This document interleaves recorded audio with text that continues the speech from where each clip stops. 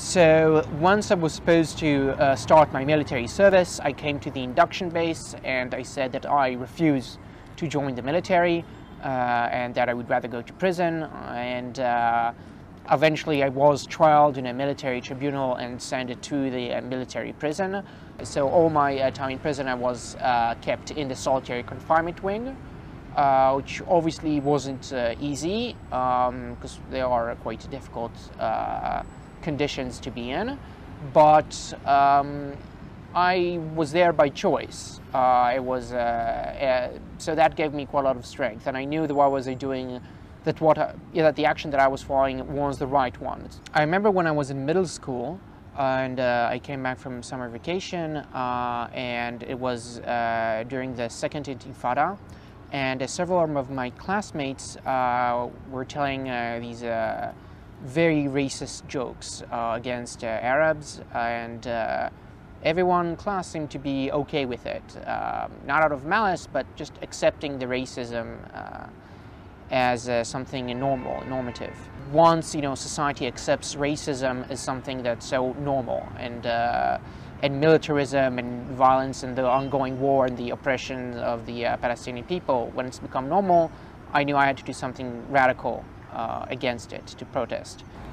There are, of course, consequences to refusing military service.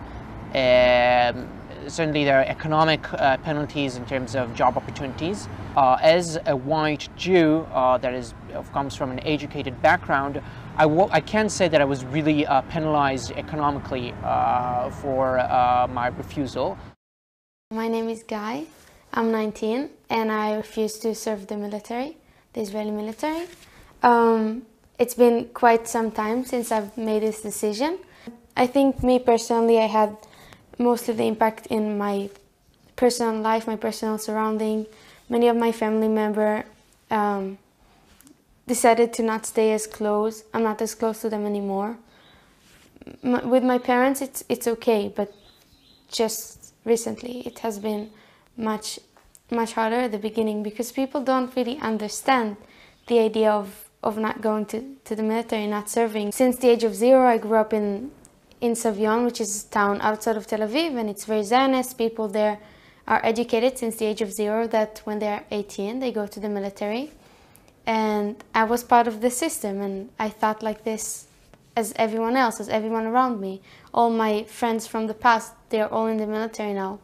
When I came back to Israel, I wanted to do a civil service, and I went to an interview in B'Tselem, which is an organization that film human rights violations in the West Bank. But I couldn't get the job because I didn't have the permission from the military to not go. People that refuse, many of them get the help from an organization called New Profile.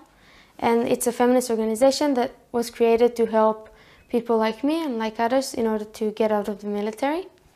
And in some ways it helps a lot because it helps you to do all the procedure of going out of the military.